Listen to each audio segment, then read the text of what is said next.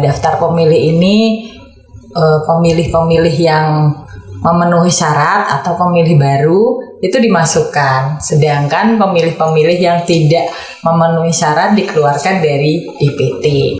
Data pemilih itu adalah tahapan yang paling krusial ya tadi. Jadi semua masalah dari tahapan pemilu ataupun pilkada itu bisa berawal dari ketidakvalidan data pemilih.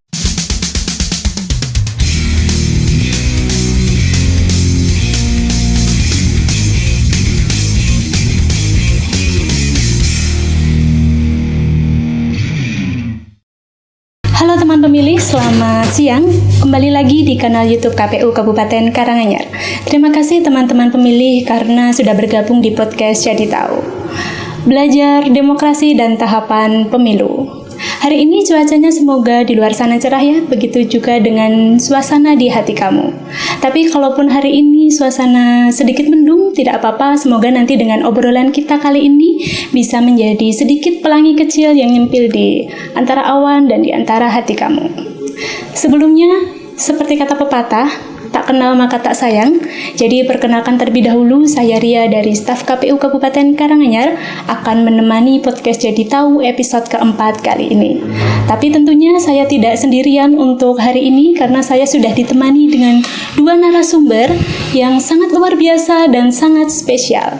Beliau adalah dua wanita yang hebat dari KPU Karanganyar dan dari Bawaslu Karanganyar. Jadi langsung saja untuk hari ini kita kedatangan dua narasumber. Yang pertama, Ibu David Wahyuning Tias, SPMM. Beliau menjabat sebagai anggota KPU Kabupaten Karanganyar, Divisi Perencanaan Data dan Informasi. Dan yang kedua, dari Bawaslu Karanganyar, beliau menjabat sebagai Ketua Bawaslu Karanganyar. Langsung saja kita sapa kedua narasumber kita. Selamat siang Ibu David dan Ibu Nuning. Siang Mbak Ria. Bagaimana kabarnya hari ini Ibu? Alhamdulillah banyak pelangi ya. Banyak pelangi ya Bu ya. Sehat ya Bu? Alhamdulillah sehat. Baik, ini kolaborasi yang sangat bagus banget karena ada dari sisi data, informasi dan perencanaan dan juga ada dari sisi pengawasannya. Kolaborasi kelas berat ini. Iya, benar sekali. Nah, untuk lebih jelasnya kita akan ngobrol seru dengan kedua narasumber kita tentang PDPB itu apa saja. Nah, kalau untuk PDPB sendiri itu kan singkatannya cukup lumayan bikin lidah keseleo ya. Jadi kita perlu wawasan dan ilmu yang lebih tentang PDPB itu apa saja. Nah, untuk lebih jelasnya mungkin dari anggota KPU Kabupaten Karanganyar, Ibu David, monggo bisa dijelaskan apa sih itu PDPB? Monggo silakan Ibu. Jadi PDPB itu sebenarnya hampir mirip sama singkatan penerimaan peserta didik baru ya, PPDB. Tapi kalau di KPU kita singkatannya adalah PDPB, Pemutakhiran Data Pemilih Berkelanjutan. Ini adalah salah satu kegiatan atau proses dari pemutakhiran daftar pemilih. Kita itu kan di KPU itu kan ada daftar pemilih yang ditetapkan pada pemilu atau pemilihan. Kalau kemarin kan di tahun 2024 kita sudah menetapkan daftar pemilih tetap juga. Nah, ini seiring berjalannya waktu ini selalu dimutakhirkan. Kegiatan ini bertujuan untuk melakukan pemeliharaan maupun pembaharuan terhadap daftar pemilih di KPU Karanganyar. Jadi daftar pemilih ini pemilih-pemilih yang memenuhi syarat atau pemilih baru itu dimasukkan, sedangkan pemilih-pemilih yang tidak memenuhi syarat dikeluarkan dari DPT. Nah, ini dilakukan secara bertahap, berkelanjutan supaya nanti ketika pemilu berikutnya yang kita belum tahu nih akan dilaksanakannya kapan, nunggu undang-undangnya dulu. Nah, ini nanti daftar pemilihnya itu jauh lebih sudah sesuai dengan yang terbaru kan kalau biasanya 5 tahunan, tetapi kalau pemutakhirannya dilakukan secara berkelanjutan, jadi datanya itu kan sudah update. Iya. Seperti itu. Baik, jadi itu untuk tujuan dengan adanya PDPB ini bertujuan untuk pemutakhiran data ya Bu ya. Iya, Itu kalau untuk basis datanya apa saja Ibu, dan mungkin dari sumbernya itu dari mana saja yang diambil untuk melakukan PDPB ini? Jadi kan DPT terakhir dari pemilu atau pemilihan. Nah, kita jadinya kan kita kemarin kan yang terakhir prosesnya di Pilkada 2024. Jadi kita menggunakan DPT Pilkada 2024. Kemudian ini nanti akan disinkronkan, di cross check dengan data-data dari Kemendagri yang diturunkan melalui KPU Republik Indonesia. Jadi KPU Karanganyar itu menerima data-data juga dari Kemendagri. Nah, kemudian ini juga data-data dari masyarakat pastinya, karena kan proses mobilisasi, kemudian yang menjadi pemilih maupun tidak lagi menjadi pemilih, ini kan masyarakat yang memegang peranan kayak gitu. Jadi dinas instansi terkait juga sangat berperan datanya. Misalkan nih yang dicabut hak pilihnya, ini kan dia kan pemilih TMS nih. Nah, ini kita bisa mendapatkan datanya dari pengadilan negeri, karena kan yang tahu siapa yang putusannya itu ternyata dicabut hak pilihnya itu kan dari pengadilan, seperti itu. Oke, baik. Jadi memang semua pihak itu berperan ya Bu ya, baik dari masyarakat sendiri ataupun dari dinas instansi terkait. Kalau untuk tahapan penyusunan PDPB itu sendiri bagaimana Ibu prosesnya dari KPU sendiri? Kalau PDPB ini kita berkoordinasi sesuai dengan PKPU nomor 1 tahun 2025 yang menjadi dasar hukum dari pelaksanaan pemutakhiran data pemilih berkelanjutan ini. KPU Kabupaten Karanganyar ini harus berkoordinasi dengan stakeholder, dinas instansi, kemudian partai politik, dan juga menerima masukan dari masyarakat, dan nanti koordinasinya dilakukan 3 bulan sekali. Kemudian juga dilakukan dari hasil koordinasi, kemudian olah data, kemudian pencermatan dan lain sebagainya. Ini nanti dilakukan rekapitulasi pleno terbuka tingkat KPU Kabupaten, itu juga sama setiap 3 bulan sekali atau disebut triwulan. Oke, Nah, baik. nanti kalau habis dari kalau sudah rekap di kabupaten, nanti per semesternya itu dilaksanakan pleno di tingkat KPU provinsi. Jadi kalau di KPU provinsi itu setiap 6 bulan sekali. Oke, baik. Jadi memang itu dilakukan secara bertahap ya Bu ya. Betul. Oke, baik. Jadi kalau misal dari Bawaslu sendiri, Ibu perannya dalam menangani PDPB ini seperti apa, Ibu? Bisa boleh dijelaskan? Oke, terima kasih Mbak. Jadi bukan menangani tapi mengawasi ya. Iya, mengawasi. Bawaslu itu mengawasi setiap tahapan, dan walaupun sudah tidak masuk tahapan pemilu atau pilkada, pemutakhiran data pemilih berkelanjutan juga termasuk tahapan yang memang harus diawasi oleh Bawaslu. Jadi Bawaslu memastikan bahwa proses PPDB itu juga sesuai dengan waktu yang memang diamanatkan tadi untuk 3 bulan sekali untuk dilakukan pleno di tingkat KPU Kabupaten Kota. Kemudian juga data yang dimutakhirkan itu benar-benar akurat. Jadi kita mungkin tadi Bu Dewi bilang berkoordinasi dengan stakeholder, itu kan tentu kan butuh data-data yang akurat biar data pemilih berkelanjutan yang ditetapkan itu bersifat komprehensif dan juga valid lah gitu. Oke, baik. Jadi untuk tahapannya apa saja Ibu? Mulai dari mana untuk pengawasan PDPB ini? Pengawasan tadi terkait dengan pengawasan prosesnya, kemudian juga Bawaslu juga melakukan uji petik mungkin kepada masyarakat di Kabupaten Karanganyar, mungkin sama seperti tahapan pemutakhiran data yang lalu juga kita lakukan uji petik kepada masyarakat. Kemudian Bawaslu juga ada posko aduan masyarakat. Jadi ketika mungkin kalau KPU ada layanan, mungkin dari Bawaslu juga ada posko aduan masyarakat. Ketika mungkin masyarakat tahu dirinya sudah terdaftar ataupun mungkin yang terdaftar akhirnya menjadi dicabut hak pilihnya, itu mungkin adalah masukan kepada Bawaslu, sehingga nanti Bawaslu meneruskan ke KPU untuk dijadikan pertimbangan KPU untuk mensinkronkan data pemilih berkelanjutan itu. Selain itu juga mungkin secara rutin kita akan berikan, ya istilahnya bukan saran perbaikan, tapi hasil pencermatan dari DP data pemilih berkelanjutan yang kita dapatkan dari mungkin dari masukan masyarakat atau mungkin dari hasil uji petik yang dilakukan Bawaslu kepada KPU untuk dilakukan sinkronisasi, atau mungkin juga karena butuh administrasi pendukung yang lebih valid, jadi tentu mungkin KPU juga bisa melakukan verifikasi faktual terkait dengan data yang sudah dikirimkan Bawaslu kepada KPU Karanganyar gitu.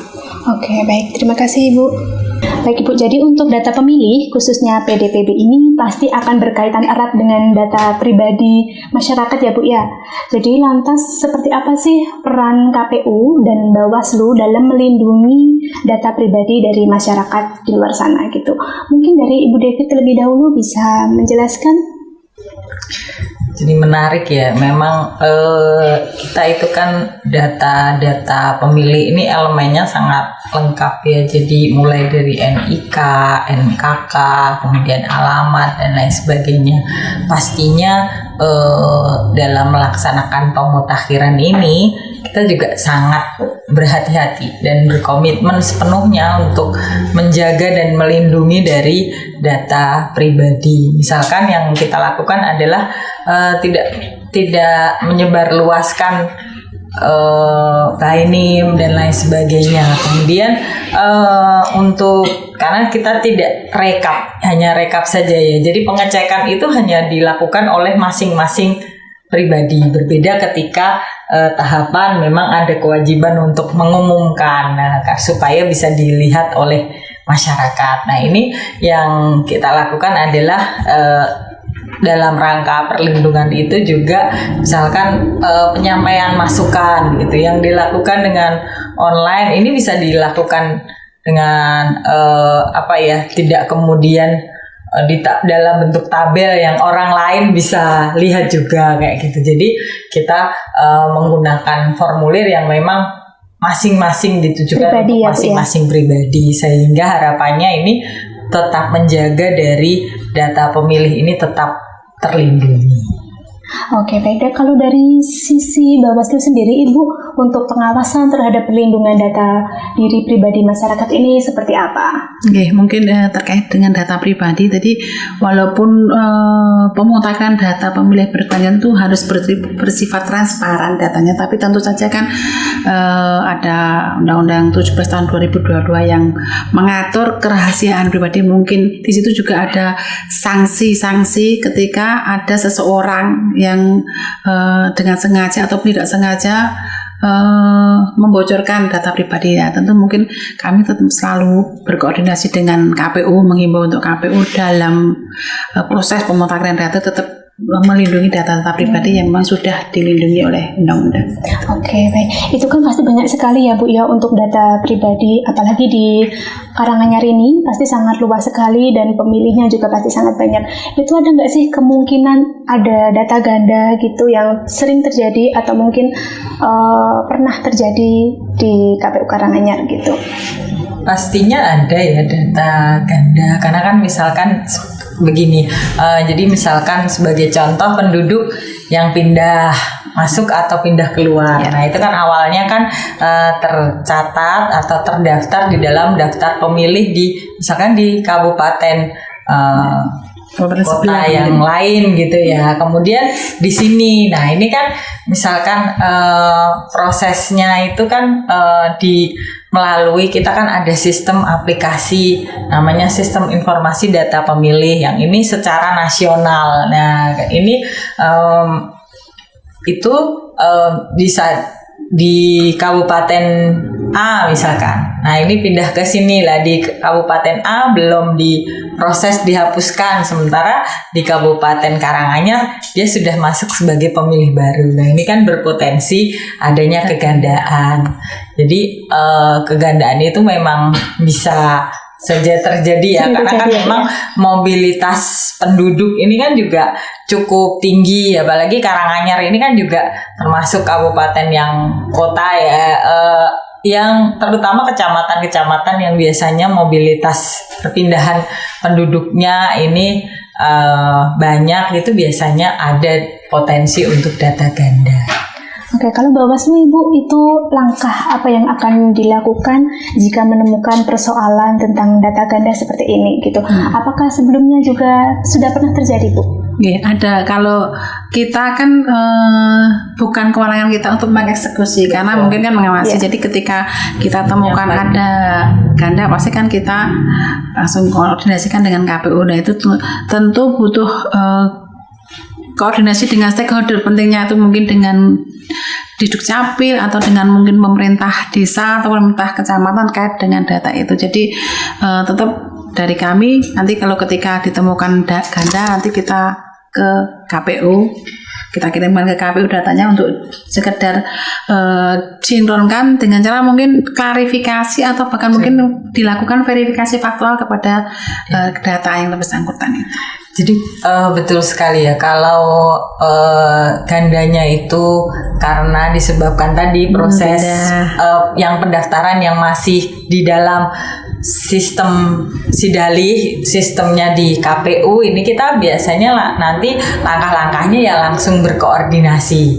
Jadi penduduknya sudah pindah ke sini nih, jadi didaftarnya dimutakhirkan di data sesuai dengan KTP yang terbaru gitu ya, KTP dokumen kependudukan yang terbaru. Nah kalau biasanya itu juga kadangkala ada ganda yang by system dari Kemendagri dinas instansi lain ya, karena misalkan kan ada yang ternyata harusnya kan satu NIK itu kan single identity ya, tapi kadangkala ya ada data anomali yang ternyata terdapat data ganda nih, satu NIK ternyata 2 orang. Nah ini nanti kita koordinasikan bersama dengan dinas instansi yang terkait, dalam hal ini Dispenduk Capil. Nah, bisa saja itu kemudian nanti dibuatkan NIK baru bagi kalau memang sudah melalui proses tadi verifikasi atau dan lain sebagainya kayak gitu, supaya nanti dihasilkan data pemilih yang memang benar-benar valid seperti itu. Baik, jadi kalau kita Ibu sebagai pemilih nih ya Bu ya, sebagai teman-teman pemilih di luar sana, bagaimana keterlibatan mereka dalam proses data yang tidak valid ini? Apakah kita akan terlibat lebih jauh atau mungkin itu dari sisi KPU saja? Jadi partisipasi masyarakat ini sangat penting ya. Tadi kan Dek Ria sudah menyampaikan ya bahwa penduduk Karanganyar ini kan juga banyak ya, DPT kita itu di angka 700.000 lebih gitu ya. Kemudian KPU ini kan juga sudah tidak, kalau di dalam tahapan itu kita punya badan ad hoc, punya PPK di tiap kecamatan, kemudian memiliki PPS di setiap desanya, ada KPPS di tiap TPS. Jadi ini kan sangat terbantu dengan teman-teman panitia ad hoc ini. Nah, kalau sekarang ini kan KPU kan sudah tidak ada nih. Jadi ketika proses pemutakhiran ini, partisipasi masyarakat itu justru jadi yang poin utama, yang paling penting ya, ya paling penting gitu ya. Dan jadi bagi masyarakat yang mengalami perubahan gitu ya, perubahan status kependudukannya, misalkan yang kaitannya dengan pemilih. Jadi syarat menjadi pemilih itu kan 1, warga negara Indonesia yang berusia 17 tahun atau lebih, atau kalaupun belum berusia 17 tahun itu sudah kawin atau pernah kawin. Menikah ya. Beda ya Bu ya kawin sama menikah. Saya sebutnya kawin soalnya undang-undangnya undang-undang perkawinan gitu ya. Jadi itu kemudian tidak sedang dicabut hak pilihnya, kemudian juga tidak menjadi TNI atau Polri. Nah ini kan artinya misalkan masyarakat yang baru berusia 17 tahun nih, sebelumnya kan berarti dia belum terdaftar di dalam DPT. Nah kemudian dia sudah 17 tahun, lah ini baiknya menyampaikan laporan supaya datanya nanti bisa diupdate juga kayak gitu. Terus kemudian misalkan warga ada juga yang meninggal dunia, lah ini kan juga berarti tidak memenuhi syarat lagi nih sebagai pemilih TMS. Lah ini kan nanti juga bisa menyampaikan laporan. Artinya memang partisipasi aktif masyarakat ini sangat-sangat penting di dalam pemutakhiran data pemilih berkelanjutan yang dilakukan oleh KPU. Oke, baik. Mungkin dari Bu David dan dari Ibu Nuning sendiri untuk pesan mungkin kepada masyarakat, tentunya kepada teman pemilih terkait PDPB ini, apa Ibu yang bisa disampaikan? Nuning dulu mungkin ya boleh saya dulu dari bawah dulu. Kalau saya sih tadi terkait dengan pemutakhiran data pemilih, karena data pemilih itu adalah tahapan yang paling krusial ya tadi.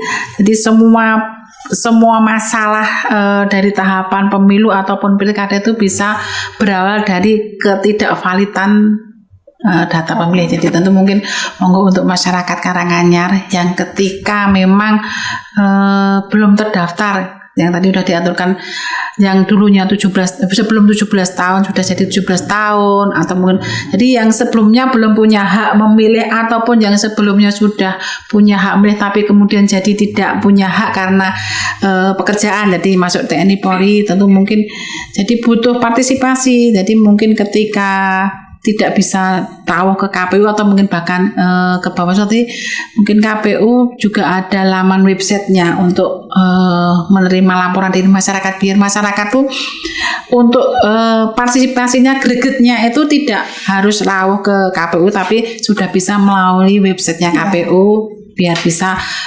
memberikan informasi terkait data pemilih tersebut. Selain itu juga mungkin kita juga sebagai lembaga penyelenggara pemilu baik KPU dan Bawaslu tentu tidak bisa berdiri sendiri, tidak bisa bekerja sendiri. Selain kita harus koordinasi dengan stakeholder, mungkin dari Disdukcapil, pemerintah desa, pemerintah kecamatan, atau mungkin pemerintah daerah, tentu partisipasi masyarakat itu juga sangat perlu di dalam tahapan ini, sangat penting. Oke, baik. Kalau dari sisi KPU Ibu, mungkin Bu David bisa memberi sedikit pesan untuk teman pemilih di luar sana. Jadi harapannya memang tadi sudah kita sampaikan bersama bahwa masyarakat bisa berpartisipasi aktif. Kalau ada yang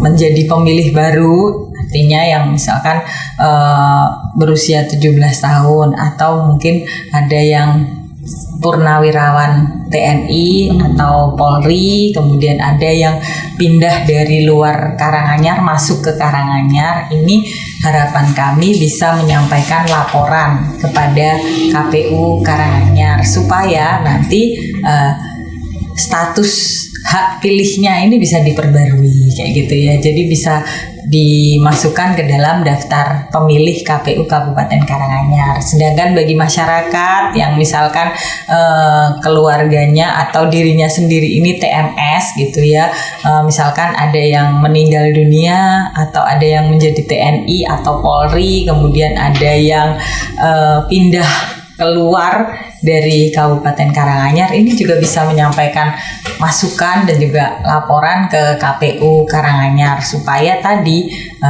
hak pilihnya ini bisa ditata.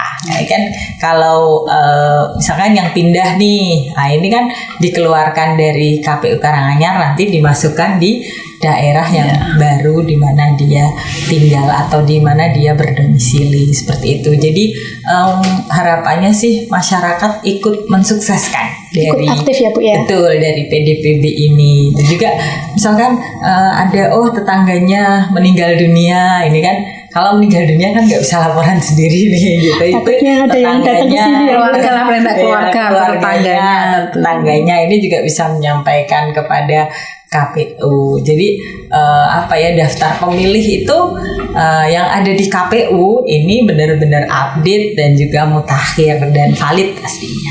Oke, baik. Tapi Ibu, sebelumnya itu kan kita diharuskan untuk mengupdate data diri di KPU Karanganyar. Mungkin ada alternatif lain, bisa di websitenya atau mungkin di media sosial yang lain. Betul, bisa dilakukan. Jadi layanan PDPB ini masyarakat kalau mau memberikan laporan atau masukan ini bisa datang langsung, tetapi kita juga membuka layanan on-desk. On-desk ini bisa melalui telepon atau WA. Nanti teman-teman menyampaikan mengisi form yang disediakan, kemudian juga mengunggah atau menyampaikan bukti pendukung. Ini bukti dukungnya misalkan kalau meninggal dunia ya ada surat keterangan kematiannya. Nah ini kan cukup difoto dan diunggah, disampaikan di situ saja. Jadi tidak harus datang ke sini. Tapi kalau datang juga lebih baik, kan bisa ketemu sama Dek Ria, sama Bu David, sama saya. Mungkin kan sekarang udah zamannya Gen Z ya, jadi kebanyakan sudah online gitu. Iya betul. Jadi mungkin lebih nyamannya bisa langsung ke website. Iya, bisa dilihat informasi lebih lanjut sih disampaikan di website KPU dan juga di media sosial, di TikTok ada, di Instagram, di Facebook dan lain sebagainya, di X juga ada. Dan ini datanya artinya informasi-informasi terkait dengan pemutakhiran data pemilih ini juga kita sosialisasikan dengan masif. Jadi tiap 2 pekan sekali kita pastinya di laman-laman medsosnya KPU itu akan menampilkan informasi terkait dengan pemutakhiran data pemilih ini. Wah, nggak kerasa ya kita sudah berada di penghujung episode podcast Jadi Tahu episode keempat kali ini. Semoga ilmu yang disampaikan bermanfaat dan teman pemilih semua bisa menyambut pemilu yang mendatang. Karena demokrasi tidak hanya perlu pemilu yang jujur, tapi perlu juga pemilih yang cerdas dan aktif. Demikian untuk podcast kali ini, tapi sebelum kita berpisah, ada sedikit pantun untuk hari ini supaya lebih manis hari-harinya. Sawah luas di pedesaan, bunga mekar di perbukitan. Mohon maaf untuk kesalahan, terima kasih untuk perhatian. Saya Ria, undur suara, terima kasih. Semoga ketemu lagi dan tetap jadi tahu.